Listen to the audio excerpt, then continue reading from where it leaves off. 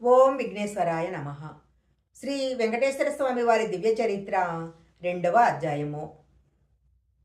భృగు మహర్షి చరిత్ర. భృగువు బ్రహ్మమానస పుత్రులలో ఒకడు. ఇతడు పుత్రుడు కవి, పౌత్రుడు అసురులకు గురువైన శుక్రాచార్యులు.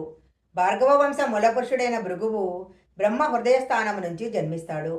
అంతేకాకుండా ఇతనికి ఉన్న ఖ్యాతి వలన దాత విధాత అనే 2 కొడుకులు కూడా పుడతారు. అందులో దాతకు మృకండు, విధాతకు ప్రాణుడు జన్మించారు. ప్రాణుని కొడుకు వేదశిరుడు, వేదశిరుని కొడుకు ఉశయనస్సు, మృకండుని కొడుకు మార్కండేయుడు. భృగు మహర్షి ప్రజాపతులలో నవబ్రహ్మలలో అగ్రజుడు కాబట్టి ఆయన అత్యంత శక్తివంతుడే కాకుండా సకల దేవతలకు సకల ఋషులకు కూడా పూజనీయుడయ్యాడు. వారుణయాగమున అగ్నితేజాన జన్మించాడు. అందువలన వారుణి విద్యకు అధిపతి అయ్యాడు. ఇతడు భాగీరథి దక్షిణ తీరాన మహాపద్మం అనే పురమందు ఉండేవాడు. అతని భార్య పులోమ గర్భవతిగా ఉన్నప్పుడు ఒకరోజు భృగువు, నేను నదీ స్నానానికి వెళ్ళొస్తాను, ఈలోగా నువ్వు నిత్యాగ్నిహోత్రానికి అవసరమైన సామగ్రిని కూర్చు అని చెప్పి వెళ్ళిపోతాడు. పులోమ హోమగుండంలో అగ్ని వెలిగించి మిగతా పనులు చేసుకుంటుండగా పులోముడు అనే రాక్షసుడు అక్కడికి వచ్చి ఆమెను చూసి కామించి ఆమెను గురించి అగ్నిదేవుణ్ణి అడుగుతాడు.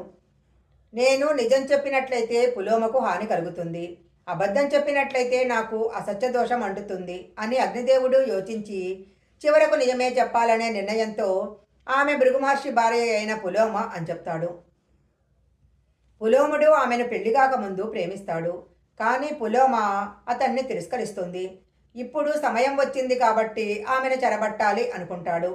పెద్ద వరాహంగా మారి ఆమెను తన భుజాలపై వేసుకొని పారిపోవటానికి ప్రయత్నిస్తాడు. ఆ సమయంలో ఆమెకు ప్రసవమై ఒక మగ పిల్లవాడు జన్మిస్తాడు. అతడే చవనుడు, అత్యంత శక్తివంతుడు. ఆ బాలుడు కోపంతో పులోముణ్ణి చూడగానే మంటలలో పులోముడు కాలిపోతాడు. అప్పుడు పులోమ ఆ పిల్లవాడిని తీసుకొని ఆశ్రమానికి పోయి జరిగినదంతా భృగు మహర్షికి వివరిస్తుంది. భృగువు కోపంతో, నీ గురించి అతనికి ఎవరు చెప్పారు అని అడగగా అగ్నిదేవుడు చెప్పాడని చెప్తుంది. అగ్నిదేవుడు, నేను అబద్ధం చెప్పిన పాపం చుట్టుకుంటుందని నిజం చెప్పాను అని పలకగా భృగువు, ఇక నుంచి నువ్వు సర్వభక్షకునిగా అవుతావు అని చెప్పిస్తాడు. అప్పుడు అగ్నిదేవుడు, నేను సర్వభక్షకుణ్ణి అయినట్లయితే దేవతలకు అవిస్సులు ఎలా తీసుకెళ్ళాలి అని తన మంటలను ఆపివేస్తాడు. ఇక హోమాలు దేవతలకు హవిస్సులు లేకపోవడంతో బ్రహ్మదేవుడు అగ్ని దగ్గరకు వచ్చి, ఓ అగ్నిదేవ, భృగువు శాపం ప్రకారము నువ్వు సర్వభక్షకునివే కానీ నీ పవిత్రత పోలేదు, కాబట్టి నువ్వెప్పటిలాగే దేవతలకు హవిస్సులు చేరవేస్తుండు అని చెప్పగా అగ్నిదేవుడు అంగీకరిస్తాడు.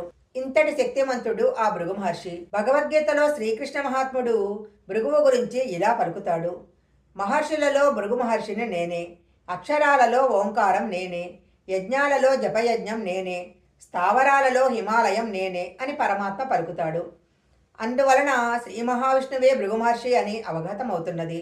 తన తపశక్తిచే తన పాదమున ఒక నేత్రం బలిచేలా చేసుకున్న మహావిశిష్టత కలిగిన మహాత్ముడు ఈ భృగు మహర్షి. అందువల్ల త్రిమూర్తులను పరిశుభ్రజేయటానికి ఆయన మాత్రమే సమర్థుడు అని దేవతలు నిశ్చయించారు. మిగిలిన మునులు కూడా భృగువును పంపించినచో పనులన్నీ చక్కబడతాయి అని వారితో ఏకీభవించి తమ ఆమోదాన్ని తెలుపుతారు. భృగు మహర్షి తనపై పెట్టిన కార్యసాధన కోసము వారి వద్ద సెలవు తీసుకొని అక్కడి నుంచి వెళ్ళిపోయాడు. శ్రీ వెంకటేశ్వర స్వామి దివ్య చరిత్ర 2వ అధ్యాయం సంపూర్ణం.